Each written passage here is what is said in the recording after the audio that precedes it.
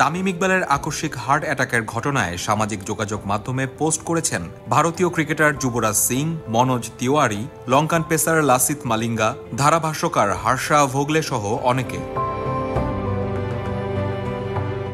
ভারতীয় সাবেক cricketer Yuvraj Singh tweet করেছেন, তামিম ও তার পরিবারের জন্য আমার প্রার্থনা। তুমি মাঠে অনেক কঠিন প্রতিপক্ষের মুখোমুখি হয়েছ এবং শক্তভাবে জিতে ফিরেছ।